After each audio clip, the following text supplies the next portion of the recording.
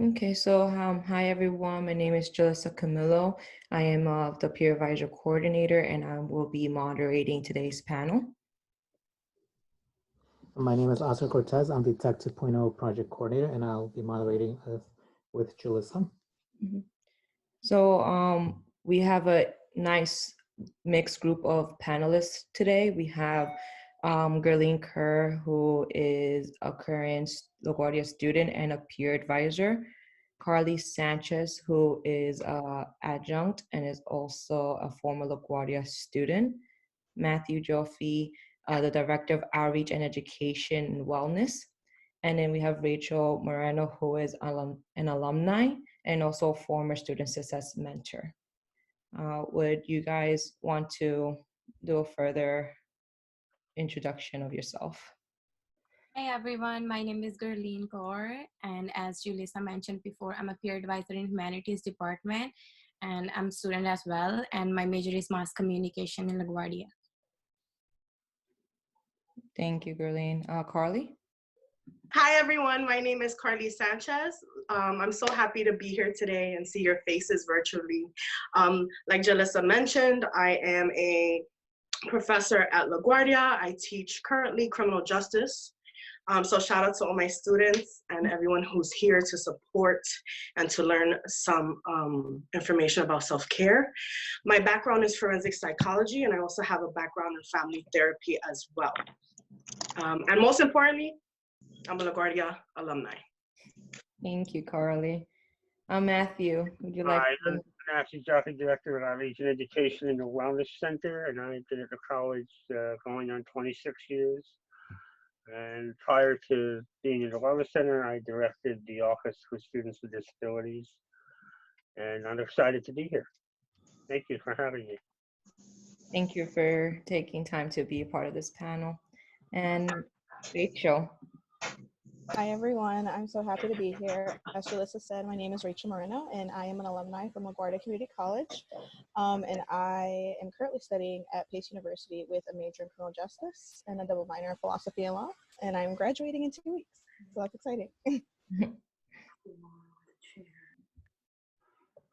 Hello, good morning. Okay. Sorry, I'm still working on these features. Congratulations, Rachel, on graduating. I think that's something that can kind of get spoken a little later within this panel, because students have different anxiety depending on where they are in their studies. And for some of them, it's that not feeling that they can properly achieve, not properly, but they don't feel that they get to feel like fulfillment because they're not walking down in the ceremony. So before we get started with our actual questions, again, so thanks, Julissa, for bringing this up right now, because I was actually going to talk about this. So make sure you do mute your mics as you're coming into the session. Again, just to reiterate, the session will be recorded. So if you wish now to appear on the recording, you can take off your camera. And again, we encourage everyone to participate via the chat function. I already posted 2 questions early on in the chat, so please engage with us through the chat function, and also give us a suggestion for a future topic that you would like us to discuss. Okay. Okay. So before we jump into questions, just want to go into a little more details. As Oscar had mentioned, please write down your suggestions of further topics. Wanted to just give a little background information. So thank you first of all for joining us in this event. Some of you may have known we did a similar panel 2 weeks ago called Distance Learning, You're Not Alone. The goal of that previous panel was to hear from experienced students about online learning. And within that event, we actually heard a lot of different themes, and one of them was about the self-care. There was a lot of suggestion and topics about how can we better take care of ourselves. So that's what led us to start this little series and begin with self-care. So as Oscar mentioned, please, if you have any other suggestions for further topics you would like to hear from us, just let us know in the chat. Okay. So our first question is, how do you define wellness?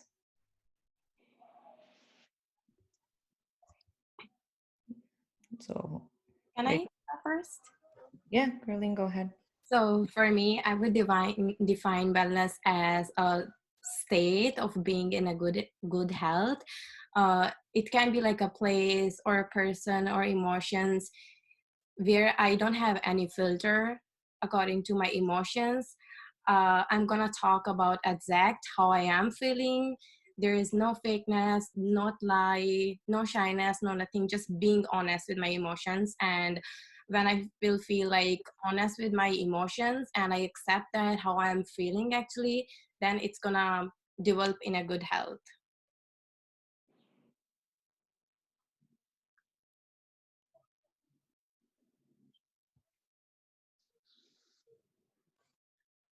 Thank you, Gerline. You're welcome. You definitely talked a lot. So emotion does play a role in our wellness. Rachel, you look like you're wanting to go next. I was waiting. I was like, whoever's going next, whoever you want to cue. For wellness, it definitely means, well, it encompasses self-care, but it is the state of being in good health, as Beatrice retyped on here. Thank you, Beatrice. But that is something that's very important to understand when it comes to wellness. It's not just a state of mind, but a state of being. And how you go about that, how you practice that mindset and practice that state of being is very different than when you just do little things to relax yourself, calm yourself, and no matter what the situation where you come by, it's more than just like taking a break at the end of the day. It's very much a practice that develops into your lifestyle, and I think that that's something we lose touch with a lot of the time when we become overwhelmed and preoccupied with our daily routine and our responsibility. Thank you, Rachel. Matthew, would you like to share? No. Why is it not letting me unmute? Hello, Matthew? My apologies. It's a state of mind and physical well-being.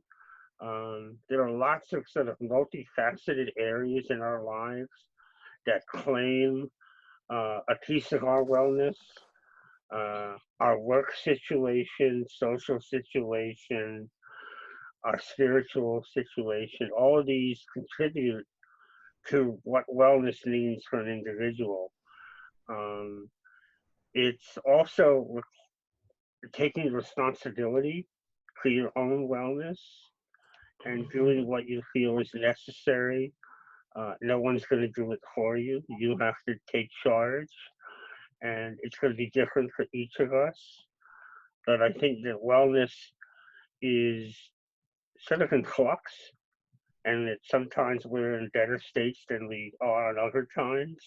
Certainly, COVID has challenged us in our wellness states, but it's an ongoing process, I think, throughout one's life to achieve and maintain wellness.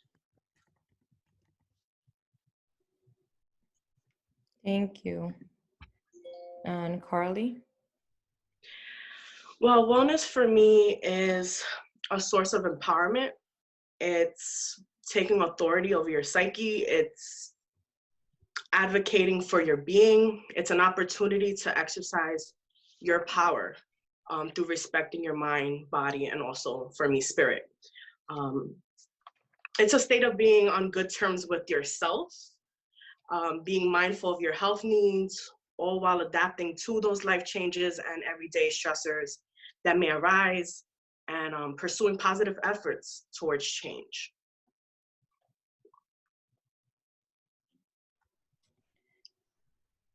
So you guys spoke about some similar thing, like the spiritual, emotional, um, having that state of mind that's gonna help us stay well. Anything you wanna add, Oscar, before we jump to the next question? I think everyone pretty much covered a broad topic of what wellness means for all of us. So I think we can move on to the next question. Okay. Okay. So with our next question, so if you look on the screen, it says, what does wellness look like for you? How do you feel when you are practicing self-care versus when you are not? So how is that for each of you in our current state right now? Can I go first? Yes, you can go ahead, Curly. Yeah, for me, wellness looks like it like this coronavirus situation has changed me a lot because I'm that type of person, as Matthew mentioned before, that wellness is like different for each of us. So for me, when I'm sad, I'm happy, or I'm in angry mood, I just always smile because that's how I have grown up, and I didn't know how to put out of my emotions actually before. But this crisis, like these days happening coronavirus, it makes me to realize about my emotions. I get sad every day when I hear about news, and now finally I'm learning like how to be sad. I know it sounds funny for like some of us, but like there are many people out there who don't know how to be sad, and actually they are sad. So it has changed me a lot, and I feel so happy now because now I'm like learning a lot of like self-care, and I always go to YouTube and find how to be a good self-care, and I watch a lot of like TED Talks because they have like amazing speeches in there. So I feel very relaxed now. So that's how it looks like for me. Thank you. Anyone else wants to share their own experience? I'll share a little bit. For wellness for me, it actually has turned into interacting more with my roommates, whether that means at the end of our work day or the end of my school day. We sit around here at night in the living room watching a movie. On the weekends, it's kind of become a horror thing, just to detach from realization and put on something towards a fantasy or fiction, something completely entirely. Reading has now turned into a scapegoat for me. I've always loved reading, but I've been reading a lot more fiction than nonfiction, and a lot less educational texts on the weekends or on my free time. Um, and not just to distract my mind from my responsibilities and from the stresses of the outside world, but also just focusing on my breathing. When I become too stressed out or too overwhelmed, it's kind of hard to relax the tension in my muscles, the frustrations, the headaches. So breathing techniques have really helped me.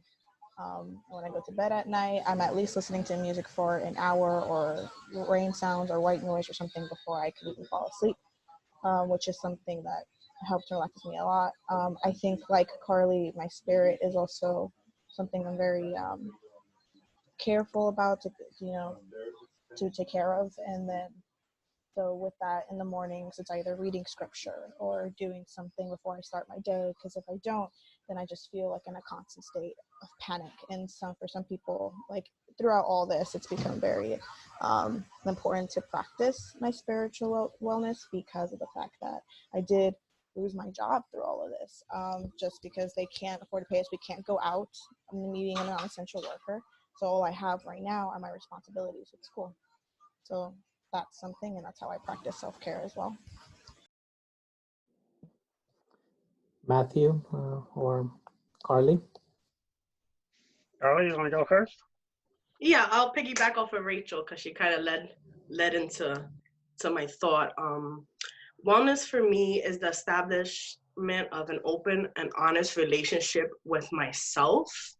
Ironically, being isolated from the outside world just made me confront everything I disliked about myself, or everything that I felt like I needed work on, because I spent so much time considering what's the next step, right? What are my goals? What's next? And I never took a step back to spend time with myself. So that's what I mean by establishing a relationship with myself, or reestablishing, I should say. When I practice self-care, I feel powerful, I feel productive, I feel energized, and overall proud of myself. For example, going back to Matthew's statement about accountability, I've held myself accountable for how my actions affect how I feel and not the other way around. Because a lot of the times I practice self-blame, and that stems from anxiety, especially with what's going on in the world today. Even the simple tasks like not taking my vitamins, how that makes me feel sluggish, or not drinking enough water, that makes me feel dehydrated. How staying in bed makes me feel sometimes worthless and lazy, and kind of understanding the relationship between action and feeling.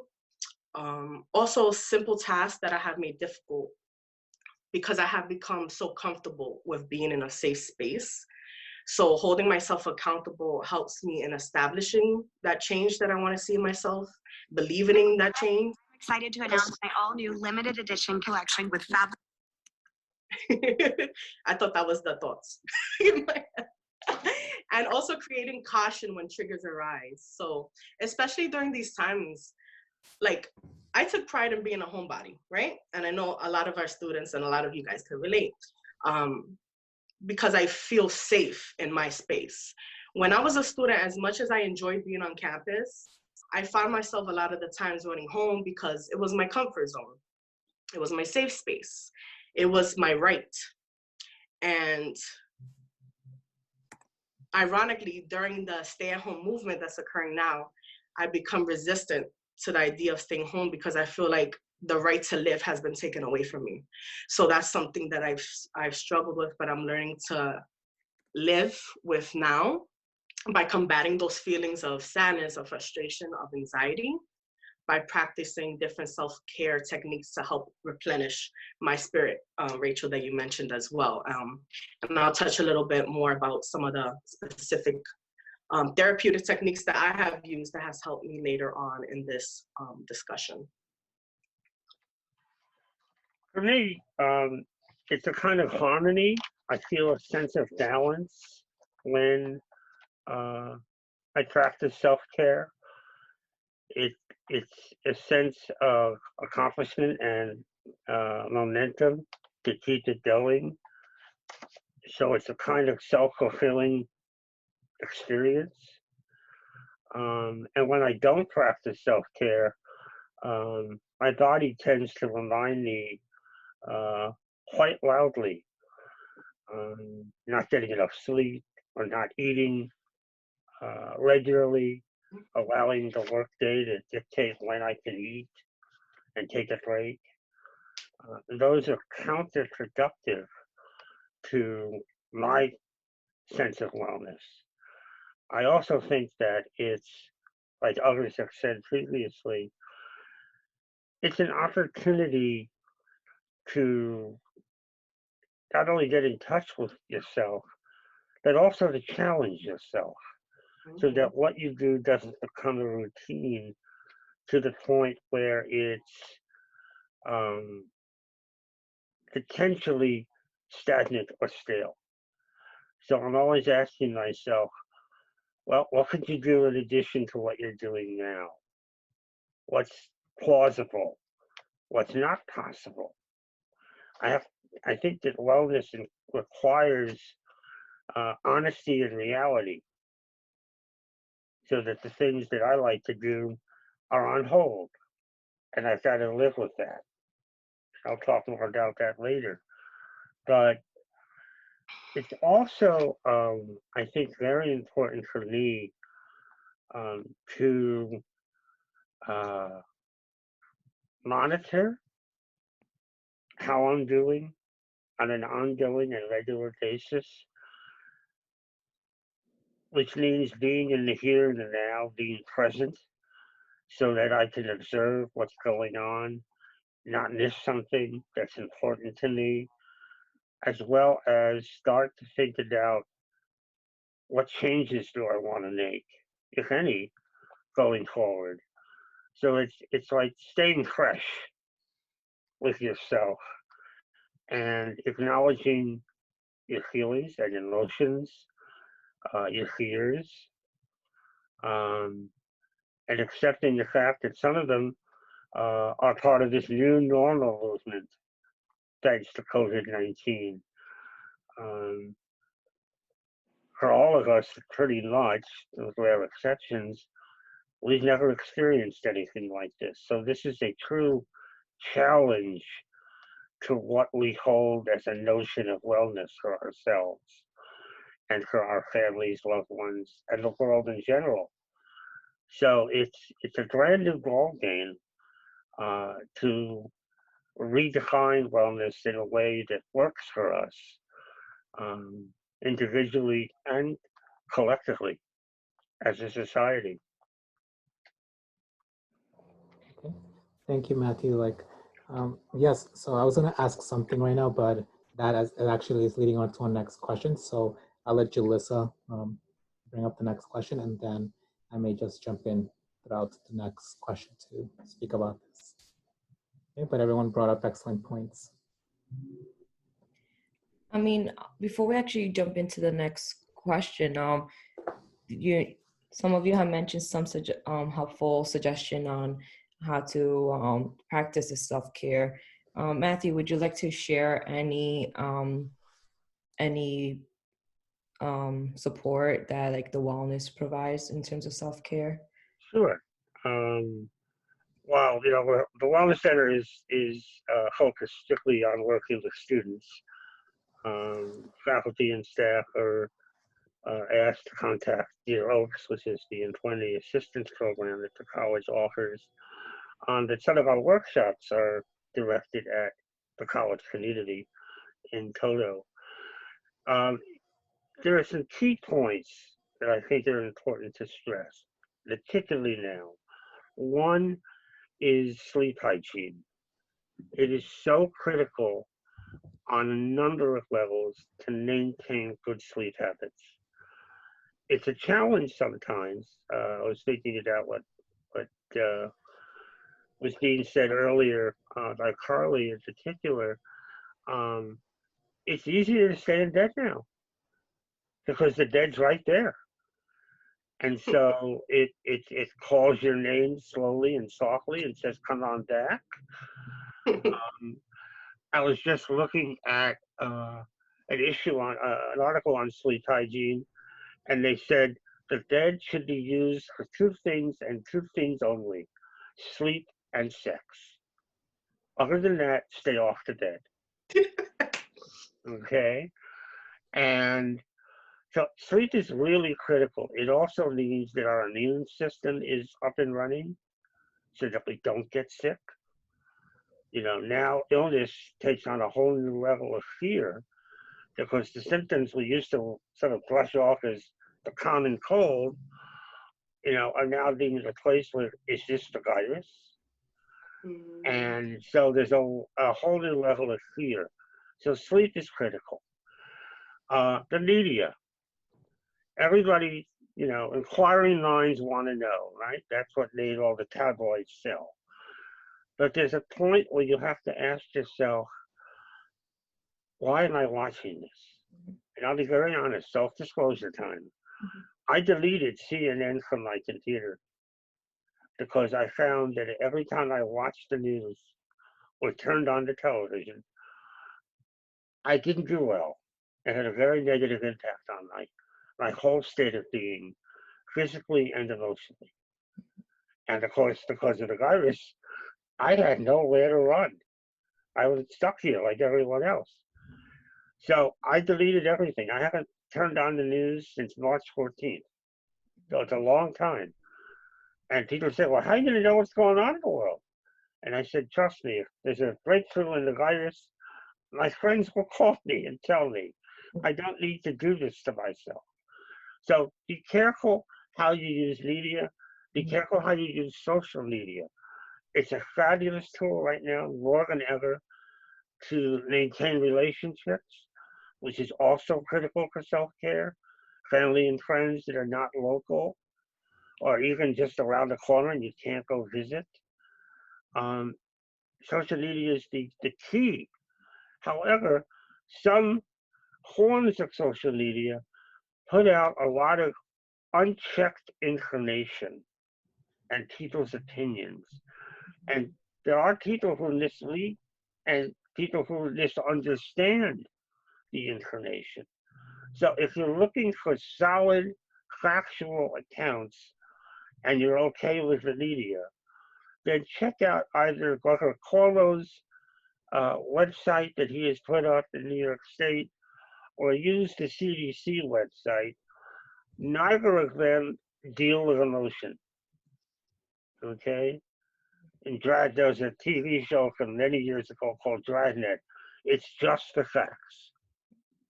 So it's a real in-your-face assessment of what's going on factually and scientifically.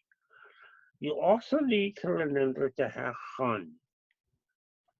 You know, we're all working either in school or at a job.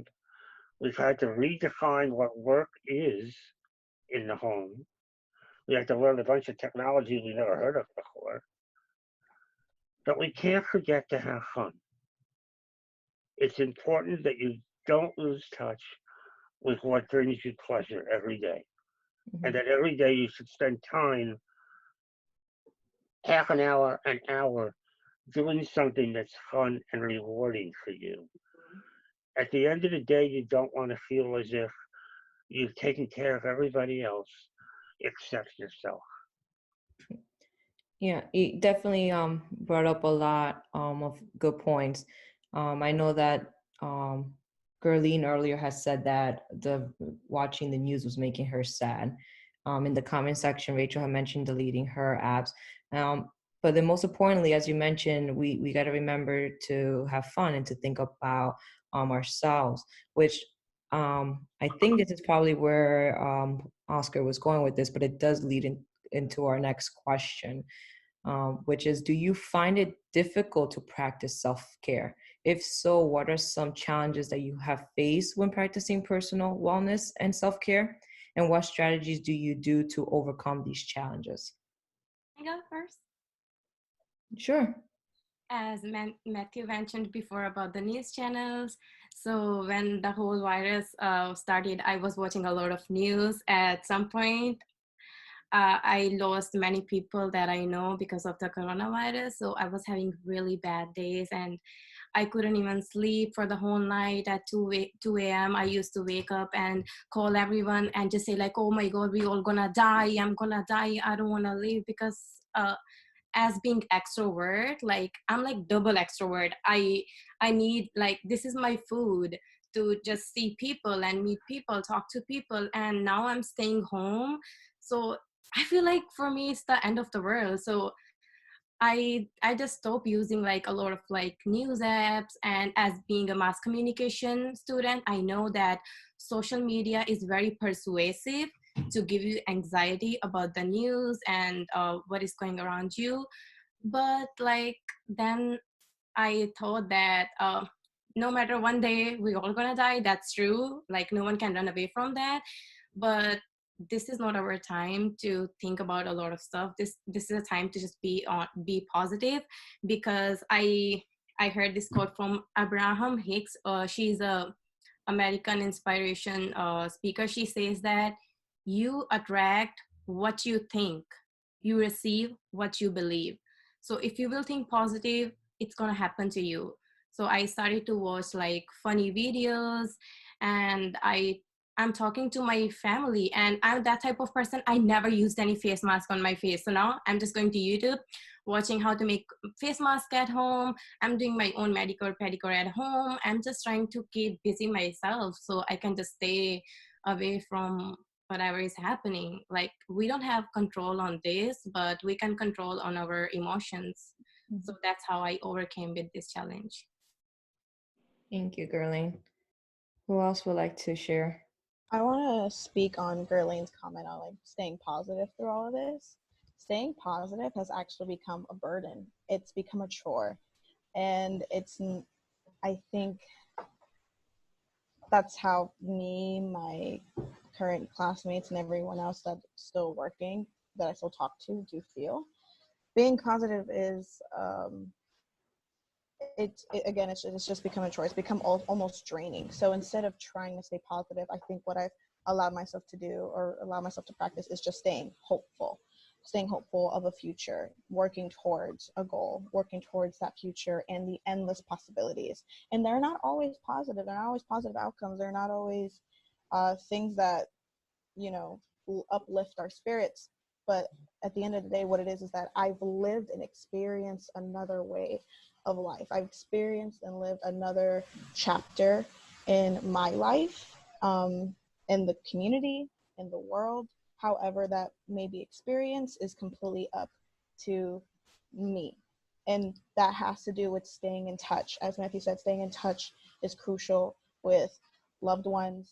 And that's just, so what I found difficult is staying positive, but how I've been able to overcome some of the challenges I faced is just staying in touch with other people, whether it's talking on the phone or having a Zoom call with friends for 3-4 hours. The other day I was on the phone with my family for 5 hours because I'm not with them. I'm not the normal situation where other college students currently from their universities had to go home. I am in my apartment and I was not able to go home because I still had to be online in classes on Eastern time. Waking up 3 hours earlier to be in class online was not ideal. So I decided to stay and not go home to California. But so staying positive has, again, become a chore. And it's not always healthy to try to stay positive, to put on a face. Faking it until you make it has not been something that resonates with me. It's faking it until you become it. And the way I've become it is by looking towards the future and the possibilities that could possibly come out of all of this.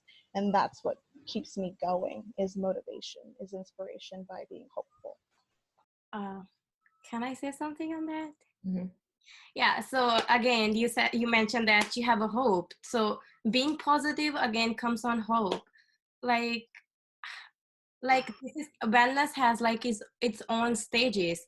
First, we have anxiety and we don't know what is the reason, or sometimes we know, and then another stage we come over on that and we really find, oh, this is really bothering me. And the next stage is like, how can I find a solution? Like, it's out of my control, it's happening with the whole world. So I cannot just do anything for that. So I think that being positive doesn't contain only a one word positive. Positivity contains hope, faith, be happy. And I'm not saying like, oh, don't like show your fake face. As I mentioned before, it is very important for us to be sad, and this is a part of our life. But we cannot just be sad for all the time. And I think that positivity contains to be sad. When you are sad, you will realize like, now I'm done and now I'm over with my sadness. So then you will start to have hope, which is like a positivity to me, I think. Before we move on to Carly and Matthew, you two touched upon something important, that it really depends on your perspective, but it's also just proving that it's not one size fits all. So while you choose to look at things in a positive way, Rachel chooses to be hopeful and try to find that positivity. But for her, it's just more about that being hopeful. Thank you both for sharing. Carly, Matthew.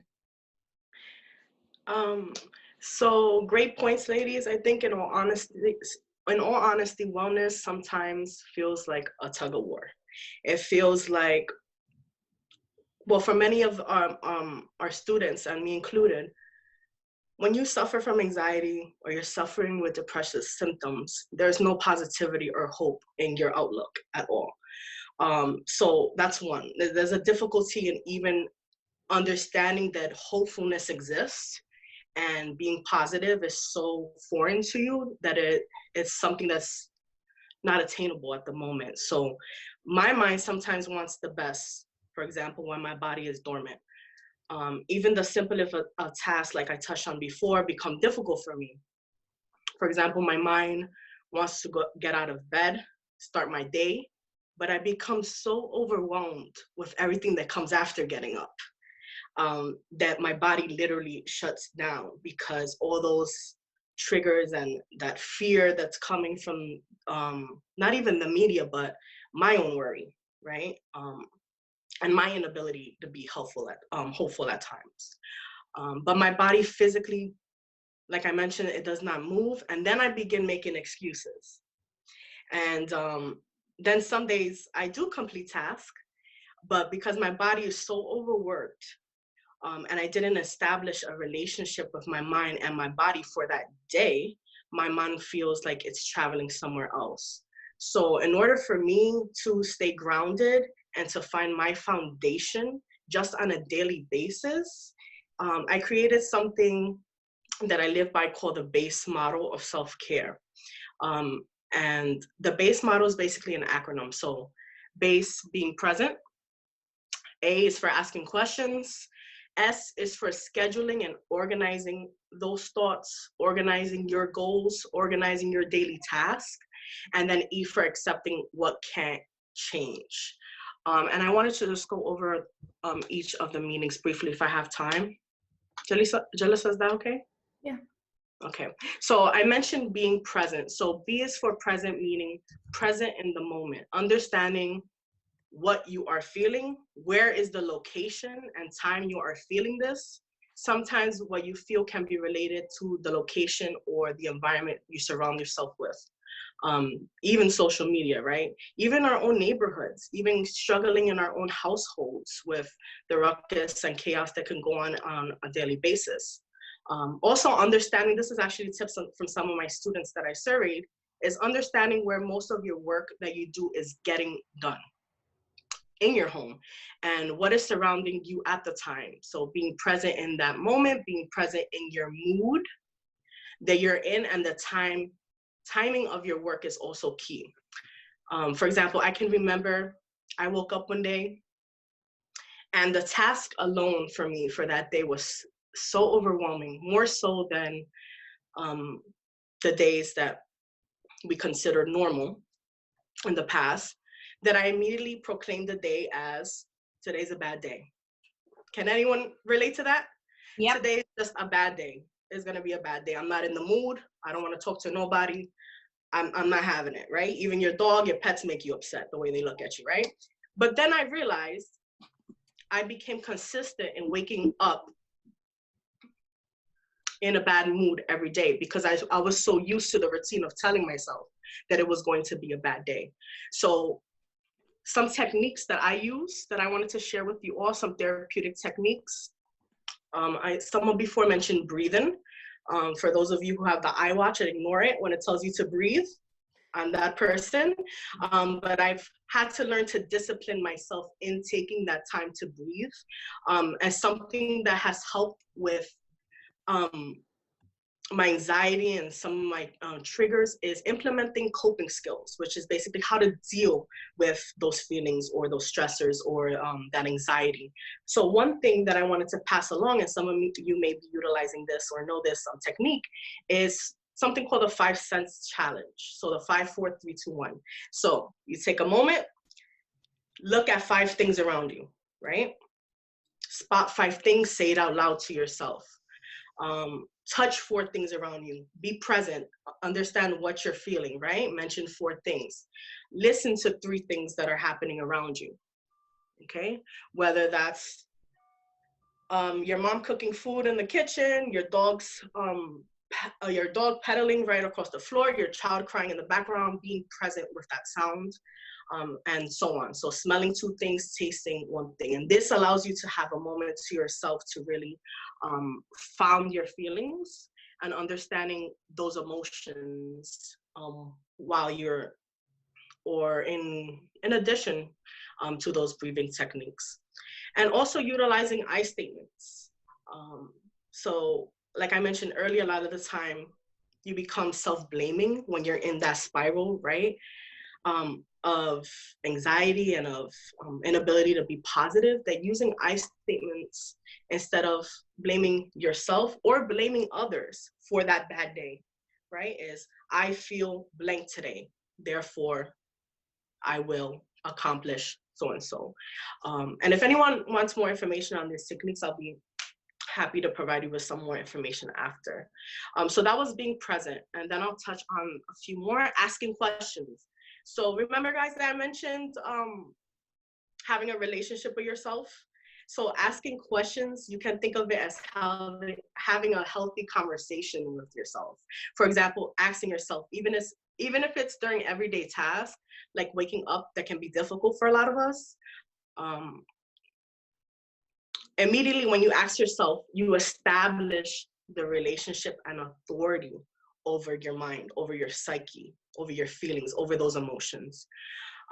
So how do I feel today? What is it that's making me feel this way? What work do I need to get done today? What do I need to do to accomplish these goals? And focusing on those I statements can really intertwine with that asking questions technique. And then that ties into scheduling and organizing your goals. You ever have so many things to do that you become so overwhelmed that you just don't do anything? And then at the deadline at 11:59, you're like, holy smokes, like what was I doing all day with my life? Yeah, guilty, right? So scheduling and organizing time for yourself, right? I call it self-scheduling, that time to organize those daily tasks, because sometimes we look at the whole picture. And like I mentioned, it becomes overwhelming, too overwhelming. And you know that being overwhelmed can cause unhealthy amounts of stress to the point where we don't want to do anything. We don't want to get up from the bed. So understanding how to organize and scheduling out specific day tasks. So I like to think of it as creating a template or a mind map, so to speak, on paper or even on your phone, if that helps you. I'm very visual, so I'm a PowerPoint person. So sometimes I have to, organize my task in that way.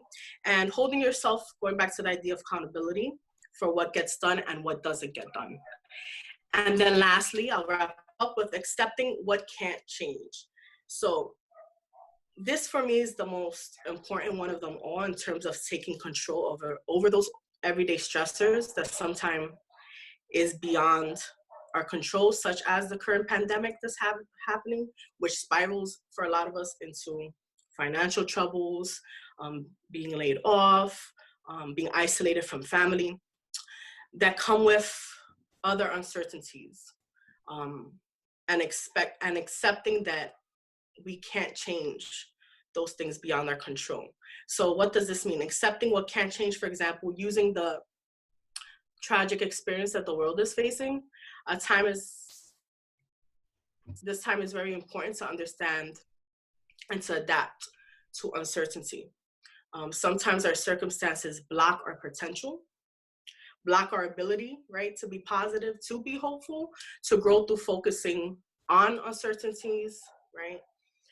And we must be able to be confident enough to want to conquer those or that unknowing. So the bass, I don't know if you guys know the song, it's all about that bass, right? Who sings that? But that kind of makes me stop and remind myself of that base model of self-care. So I hope that it helped you. And again, if you want, Meghan Trainor, hey. Everybody's like, yeah, Meghan Trainor. Okay, yeah, her. That kind of helps me stop in my tracks and revisit that base model that I'd love to share with you after this if you're interested. Thank you, Carly. I think it would definitely benefit if you can write that in the chat. Mm. Thank you so much. Matthew? Yeah, I wanted to focus on something that Rachel brought up. I took a workshop called Toxic Positivity, which I didn't know anything about until this year. And I was fascinated as I sort of researched it. There is such a thing as too much positivity. And what I mean by that is there's a lot of pressure in social media to don't dwell on the negative, don't dwell on the sad, but don't worry, be happy, as the song goes. But in reality, what you're doing is you're numbing yourself to how you're really feeling. And putting on a positive face is only of value when it's real. And so the message that goes out is that you need to not succumb to other people's desire to only be surrounded by positive and happy thoughts, because COVID-19 is anything but positive and happy right now. It's also forced all of us to accept the fact that we don't know what's going to happen. There's no learning curve. I recently heard by accident that they expect it to die down in the summer, maybe, and have a wave come back in the September time, in the fall. We don't know what's going to happen, and that contributes to our challenge to stay well. Hopefully, we're all born well physically. I was not. I have a disability. It's physical. It's noticeable. But we all are given both the challenge and the opportunity to shape our own concept of wellness for our lives. Again, like fingerprints, they're going to be different for all of us. There are things that we are staring at and don't realize can be beneficial to us. Our smartphones have got hundreds of apps that will allow you to do guided imagery. So when you're sitting in your four-walled apartment and it's raining out or it's sunny out and you can't go out, you can take a trip and go to the Alps and go skiing, lay on the beach at Maui, or anything in between to help you relax, refuel, and rechannel your emotional and cognitive focuses. And that's for free. And it's right there. You don't have to go out and buy anything. And you can do it as many times during the week as you feel needed to. I use the sleep machine to help go to sleep, and it's great. And I notice the difference when I don't use it. So that's something, again, you could probably find for free online. So it's important that we readapt right now in the age of COVID-19. We need to redesign our space. It's now not just a kitchen, bathroom, and bedroom and living room. It's workspace. It's fun space. And we have to manage all of them simultaneously. And if you live with family or have children, they may not understand that. We have our staff meetings, and two of our staff members have got kids under 6. Two of them in each household. And they'll just come right up to the video camera and interrupt because they're 5. They don't know any better. And if Ronnie says I'm working, that lasts maybe 10 seconds and they're back. So we have to be able to laugh. We have to be able to realize that COVID-19 happened. How can we maintain our defense system emotionally so that we can get through this? And if you are sad, it's normal. It is the new normal to be anxious. It's no longer a sign of mental illness in COVID-19. There are people with anxiety disorders, don't get me wrong, but all of us have had anxiety over this. And we have to accept that and realize it's the normal human reaction to this kind of mass level threat, which we, again, cannot control. I haven't left my apartment since March 14th. I'm not planning on going outside in the near future. I need more reassurance that it's a safe space to go. And right now, that's not the message I'm hearing. So we have to be honest with ourselves. I have had to bring my passions into the home, which I've been doing most of my life. I am an avid theater goer. I have 5 theater subscriptions, so I'm really hooked. And I haven't really done anything since this started. And I'm sad about it. It's my outlet. It's my escape. It gives me pleasure. And you really can't find theater on YouTube, not easily. I'm a music fanatic, so that I have at home, although I miss going to concerts. So I've had to accept what I can't change and reinvent myself in ways that allow me to function every day and put one foot in front of the other and accept what I can't change.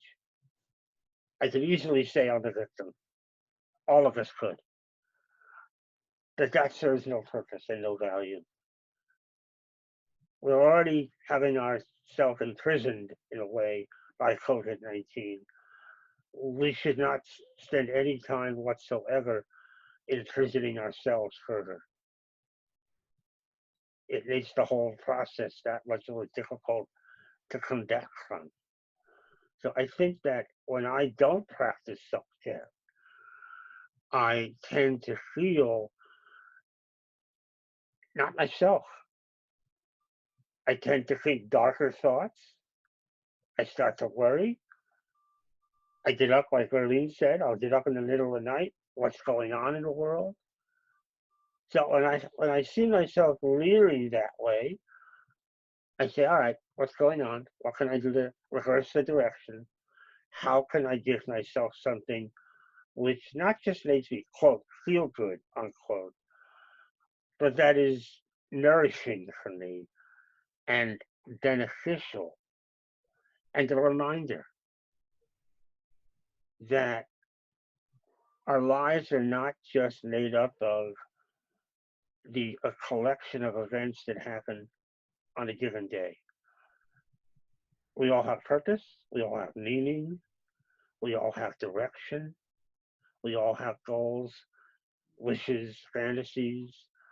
Those are the things that help define who we are as individuals, not the fact that, as Carly said, you have a bad day where everything you do goes wrong, and all you want to do is get home and crawl back under the covers and wait for the next day. But what makes us really special is resilience. It's the singular human trait that redefines us from any other animal species in the world. Our ability to bounce back and to not let yesterday determine today or tomorrow. And so when I'm practicing self-care, those things are crystal clear and in my focus, and it guides me to what I will do on any given day. So those are the things that I have noticed that work for me and that help me deal with this situation that we're all struggling to get through. Thank you, Matthew. That's definitely, as you mentioned, something that we have to remember is that we're able to bounce back, and we have to think about how to overcome these challenges. There's a couple of things that some of you have touched upon that I think we'll go into deeper conversation in our next question. So I'll let Oscar lead the next question.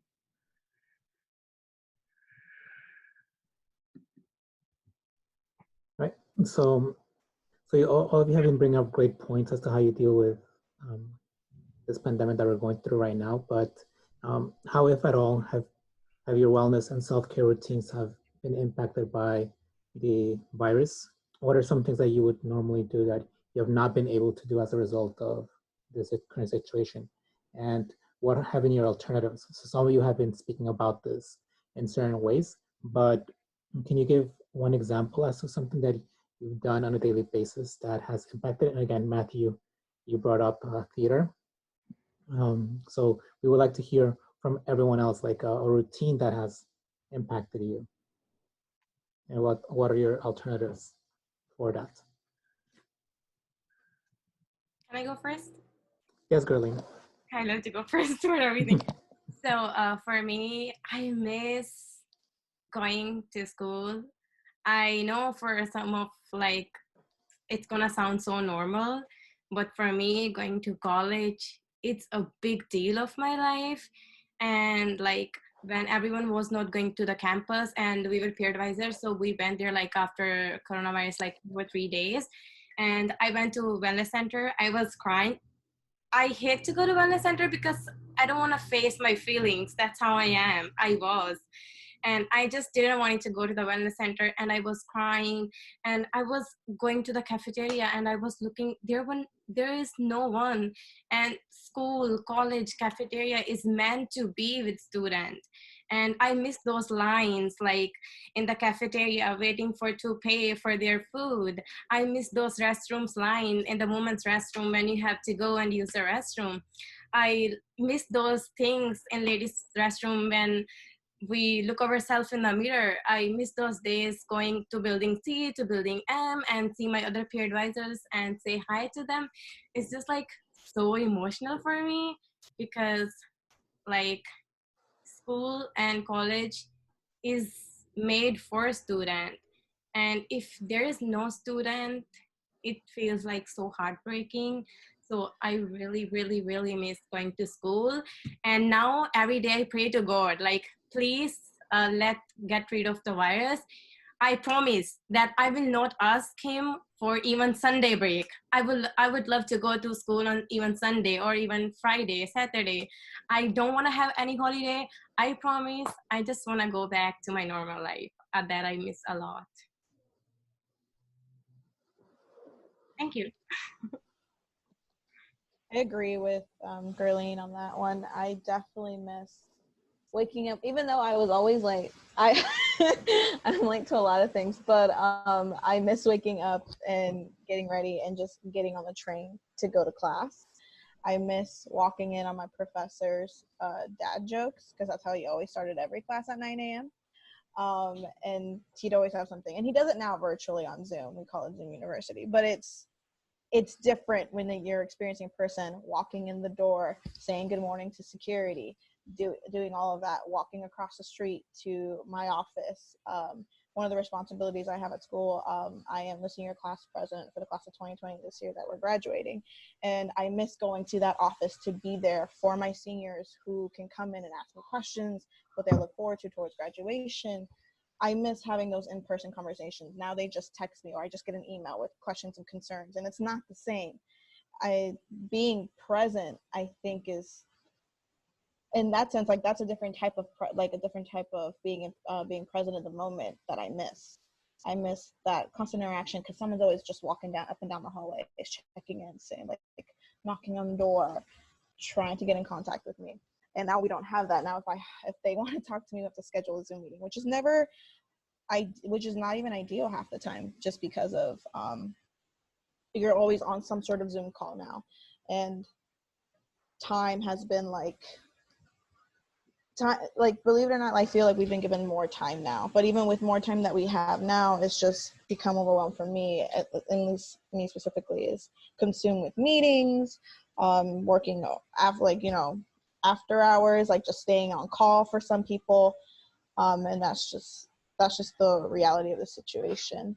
For the first part of that question though, how have your wellness and self-care routines been impacted? If anything, I have not focused on self-care at all this whole semester up until this pandemic happened. I think for those of you, I saw a couple of names that I'm familiar with, like the Afanis. I think for those of you that know me, like self-care and having time management, all of that, that's not something I excelled in. I didn't really focus on it. I wasn't well versed and well practiced, even though that's something I had to advocate for, because it's crucial for a student's health and well-being to have those skills to be able to manage it all. But it wasn't until this that I truly valued the meaning of self-care. Wellness was always a thing for me, but self-care, instilling those practices to manage it all, that's become more crucial now, because I am pretty much isolated from loved ones and from my daily routine. And the alternative to doing all that is just having Zoom calls like this. And I mean, if anything, COVID-19, to touch on Matthew's point that he mentioned before in the previous question, readapting. COVID-19 has forced us to readapt. And I think for me, it's definitely allowed me to refocus on what's truly valuable, what's truly meaningful, not just getting an education, not just getting that dream job, but it's the time that I share with everyone. So.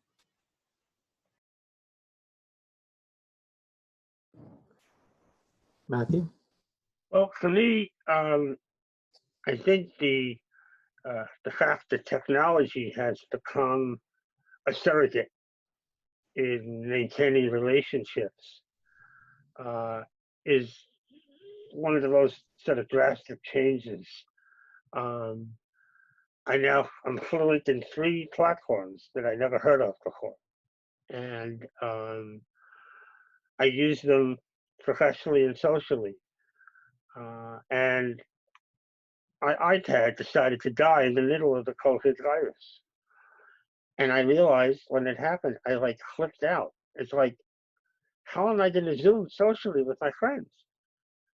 So I dropped everything and did my research and bought a new tablet. Because I don't always want to sit in front of my computer because that's my workspace. I want to have technology for social space. Take it into the bedroom, sit on a chair, and talk to my friends. So I found that really interesting how I reacted to basically to a piece of technology which up and died on me. I think also one of the things that I really miss, and I've had to acknowledge, I'm not sure I'm at the acceptance stage, although logically I know it's in my best interest, is that I miss giving someone a hug. I think that when this is over, that is the single most important thing I want to be able to do, is to go back and hug my colleagues and my friends and family, because I feel like it's become a taboo. Every day you hear social distance. And emotionally, it's rather crippling to feel as if you cannot have human contact. So that's something I'm very much aware of during this scenario of COVID-19. I've already mentioned how theater and music have been adapted. I'm actually getting to watch movies, which I haven't done in a long time. So I'm reinventing and reconsidering things that allow me to continue to open doors and experience and feel emotionally about things. And so that's been extremely helpful. But it's a challenge to maintain it. I struggle with the fact that the weekends look exactly like the workday. There's nothing distinguishing about them other than if I'm on my computer, it's for me, not the college. And so that is disturbing. And I think has impacted on my less than satisfying sleep that I'm experiencing, because there are no differentiations. And so that's another thing that I've seen that I haven't figured out a solution to yet. But how do I make the days different so that it doesn't feel like one gigantic day that lasts actually 7 days? So I'm still working on that. That's a project in progress. But, like others have said, you learn to do what you can and not focus on what you can't. Acknowledge it and move on. Don't let that define you. Don't make it paralyzing. COVID can't last forever. We will get back to our life in some normalized manner, maybe not exactly. My friends and I talk about, what are the theaters going to do? Are they going to let all those people back in? No. But what's the answer? No one knows. So we wait and we see. And I say, you know what? It's not my opinion that matters. What they decide is what I'm going to have to learn to accept. And that's what I think is so important on a daily basis, is to accept. Accept yourself, accept what's going on in the world, make peace with that, and then say to yourself, okay, what can I do for me, and what can I do for others every day? So excellent point, guys. Again, for me, is I miss just simply, again, hugs, friendships, interacting with people. But again, at least for me, it's just the fact that since I lean more towards the wellness side with physical activity. So again, it's learning to adapt and just thinking outside the box to still enjoy those things that we love doing, but in a different capacity. And all of you did touch upon just ways that you're using your creativity to still do those things you love to do, even through times of social distancing. Okay, it's a great point, guys. Julissa? Well, something I've missed. I mean, it's just so many things that you can't really pinpoint. But it's funny because I think yesterday or even today I talked with Ellen and Stephanie and David in our check-in meetings that we're going to be thankful to feel the cold wind if we're able to go back on campus and walk around on Thompson Avenue. We're going to be happy to feel really cold because like we're actually getting that interaction and being back on campus. You know, I know that this is, you know, as many already has said, this is just an adjustment trying to work from home. Me personally, as soon as I'm done working, as Matthew said, like as soon as I'm done working, I don't want to be near the computer. I turn everything off, put it away because I'm working with the laptop. And then I don't even want to sit in a specific area anymore. It's like I just shut down. It's like I don't want to look at that corner. I don't want to be near that corner. I try to stay as far away from that section that I'm sitting there while I'm working. And it's hard sometimes, but I think everybody kind of touched upon what we really miss is just like that interaction and seeing one another and being able to walk around. So I guess we're up to the next question. Carly wants to say something. Oh, yes, Carly. We can't hear you, Carly. You're muted. Let me see. Unmute. Okay, there you go, Carly. Thanks, Matthew. And shout out to Matthew, right, for preaching because you hit it on the nail. Thank you. You would think that a stay-at-home order is a dream for homebodies. However, I feel stripped. I don't know if it's the criminal justice in me of my rights as a human being just to enjoy everyday activities, creating thoughts of tension, of fear. And now I appreciate that much more the essential workers, even going out to restaurants, right? Drive-through workers, employees, medical workers, socializing with the real world. And I know some of you mentioned feeling teary-eyed and emotional, and I guess I'll be the one to hit on the emotions. I just wanted to, on behalf of everyone here, extend my condolences to everyone who has lost somebody during this time. It's hard not being able to be in front of my students who have reached out to me disclosing that a loved one has passed away. So it has really been a reality check for, and Ellen, you mentioned this, not taking things for granted. The simple fact of walking to LaGuardia, being in the walls of LaGuardia, experiencing that traditional classroom experience, being able to look at one of my students in the eyes and say sorry for your loss, and being able to hug, and just socializing in general that I took it for granted before, where I thought that I was okay being a loner or being isolated. And now I'm experiencing things that I advocated before in terms of the importance of self-care and talking to someone, and just the ability to get to the wellness center or reach out to someone and not feel embarrassed because of it.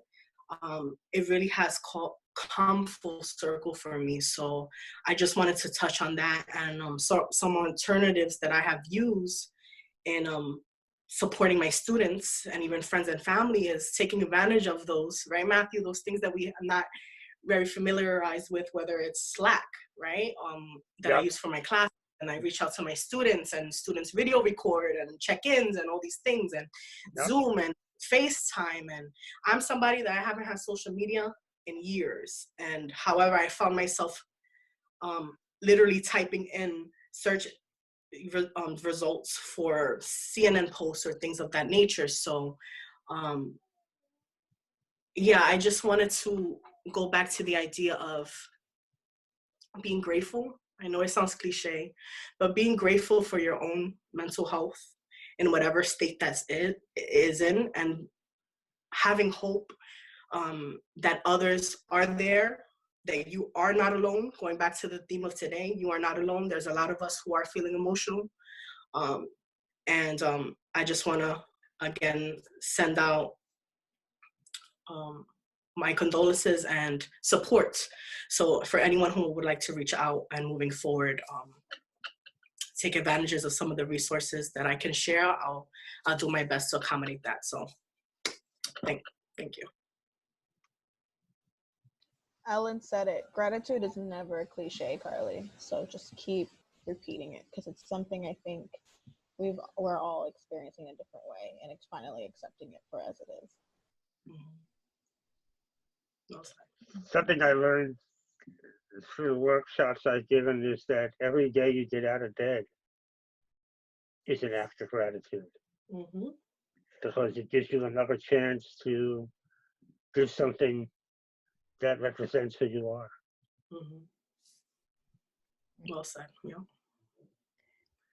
So we are almost at the end, guys. And you guys share so many great things. But we want to try to do this as quickly as possible so that we can have time for Q&A, although our lovely participants have been chatting and commenting as we go. So in an effort to squeeze in as much time as we can, I think I'll direct this question to Matthew, but if anyone has any quick thing to add, please feel free to do so. So Matthew, what is one tip that you can offer around to others around personal wellness and practicing self-care? I'm going to start out with a quote from Winston Churchill, and I'm going to paraphrase it. It's basically never give up. You should not feel any kind of shame in reaching out for help. The Wellness Center is open and doing consults and referrals with new students, and you can reach us by phone or by our wellness center at laguardia.cuny.edu, LAGCC, and you will be put in touch with a counselor. It's really important that you keep up the fight. You know, we've often heard people say it's not the destination, it's the journey. And here is no different in my line. Practicing personal self-care and wellness is an ongoing adventure. 6 months ago, someone said coronavirus, we all would have said the same thing. Huh? Didn't exist. And all of a sudden, not only does it exist, but it's like paralyzing the world. And so we have to be willing to fight the good fight, as they say, and to keep an open mind and the willingness to practice self-discovery, learn about yourself, surprise yourself, shock yourself. Don't don't shy away from an opportunity to be a teaching moment for any of us personally. Wellness is work.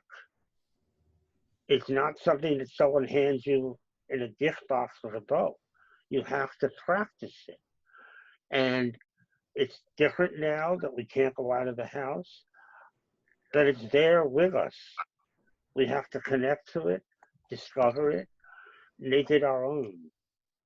But once you do all of that, you then have the potential to maintain it and to reap its rewards. Because when you've got that balance and you've got hope and the ability to think beyond the four walls and the COVID virus, you're living your life at the fullest right now.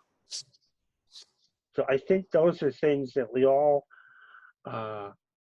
could use a reminder about. Perhaps now more than ever, but it's not going to be something that is only said once and we go, oh, I get it. No, it needs constant reminding. We need to learn how to remind ourselves so that we are always actively engaged in our wellness and we don't let ourselves run down, get sick, get depressed. If you are, reach out for help. Stay connected. Thank you, Matthew. That was, once again, just greatly said. So as we had mentioned, you can feel free to ask your questions on the chat. Now that we are transitioned to Q&A, you can also use this audio as well.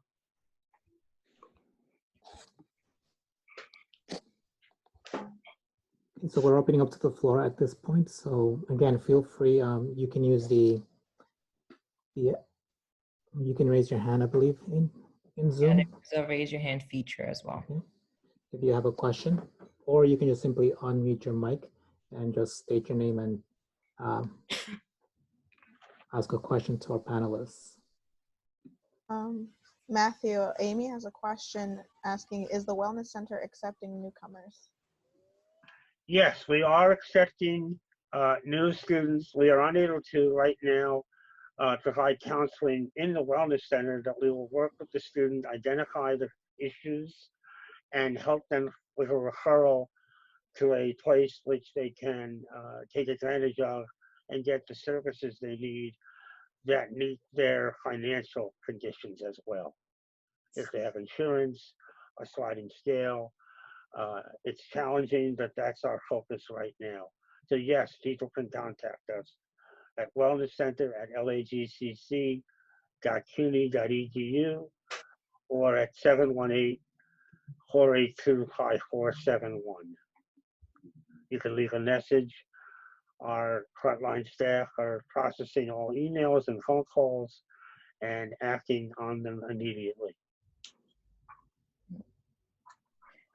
Thank you, Matthew. While we wait to hear from more questions, Shweka has shared that in one of the courses she's taking, for an online class from Coursera from Yale University, they had Shweka create a gratitude journal. So she's been writing 5 things at the end of the day that she's grateful for each day. So this is a suggestion of something that others can do as well.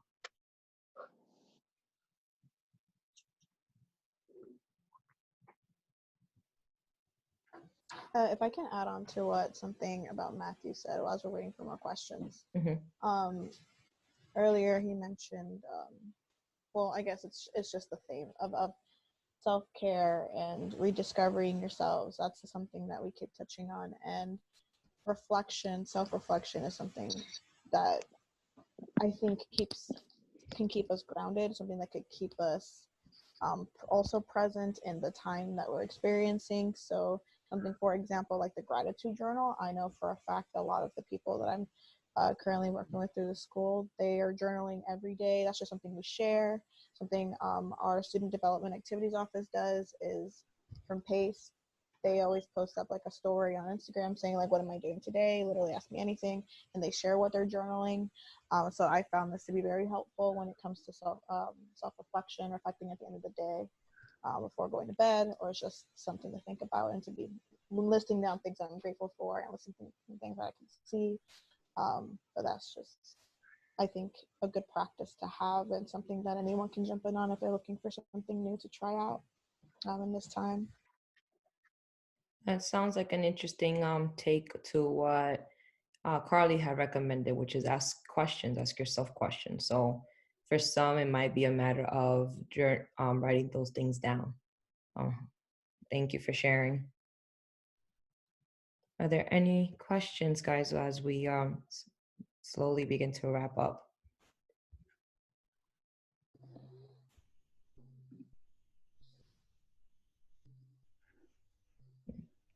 Okay. Can I say something? Of course.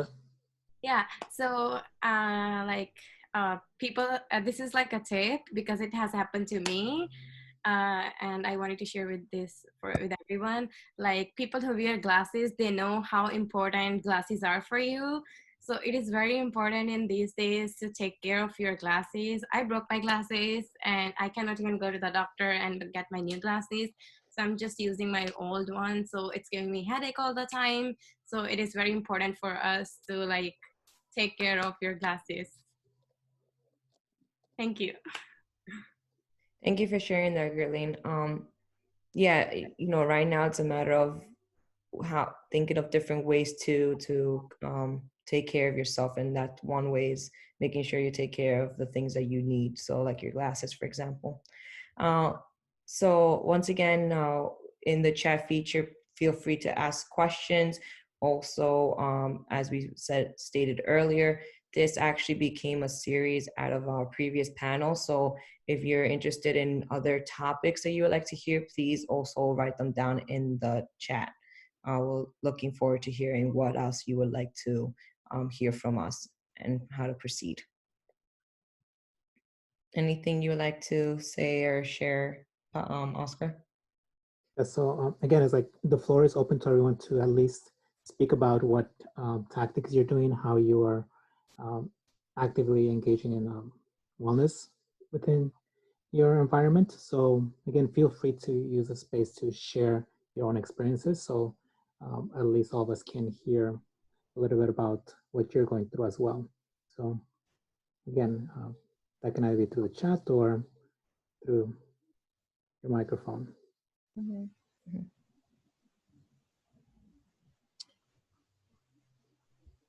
I do just want to make a quick note to the students on here. If you are a student and you're just feeling overwhelmed with everything because you do have your personal life to think about on top of schoolwork, it is a battle. It is a challenge. It's become harder sometimes. And if you're living with roommates or living at home and you don't have that private space, what I found helpful for me to stay focused and stay engaged with classwork or just stay engaged in classes, just trying to find a different room in the house or in the apartment,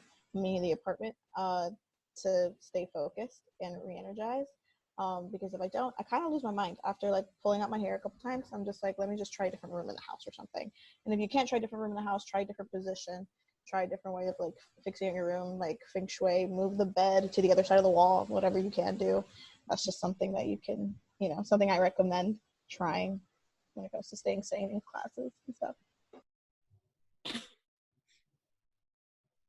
Thank you, Rachel. I think that's part of our the routine that we're trying to build and how we're readapting to ourselves is finding that place that makes us feel comfortable while we have to work or study. I see Carly wants to add something. She found the raise your hand feature. Carly, you're muted. Muted, Charlie. Hold on, I got this. Okay, you're unmuted. Okay. It's good to laugh, right? That's a part of the self-care process. I wanted to hear from either one of my students or maybe someone who has advice for those students who are interested, especially their first year in being involved in co-curricular activities on campus, which is obviously not we're not able to do that in the physical form. So I wonder if anyone has any tips or maybe any resources that they can share with the students here who are interested in clubs or in student government, etc. And if you have any links to share, anything of that nature. Mhm.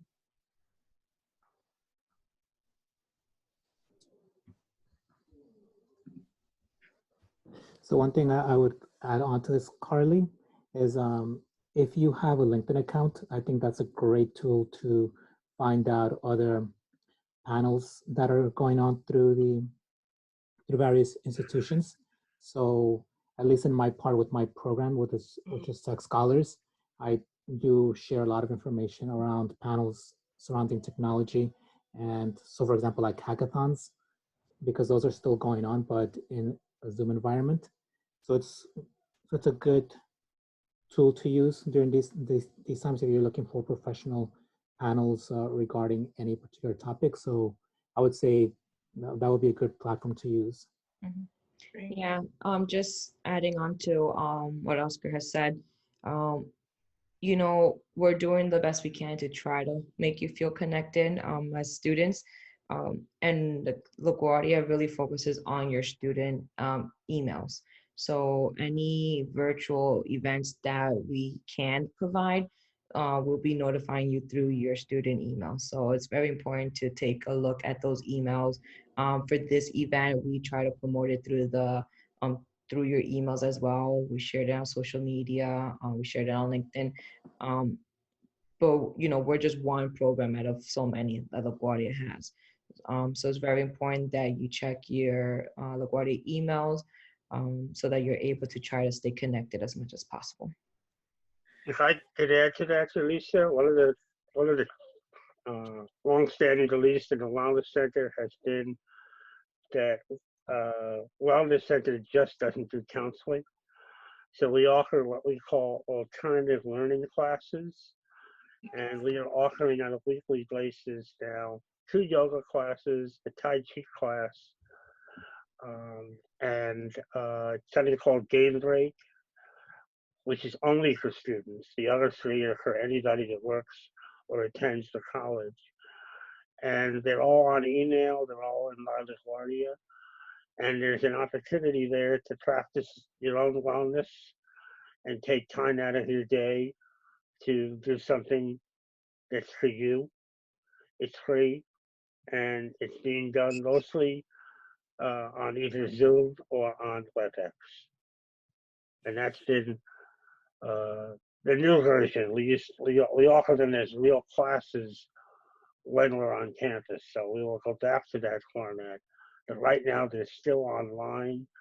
We're also going to be introducing some guided imagery, which people can tap into whenever they want and practice as well.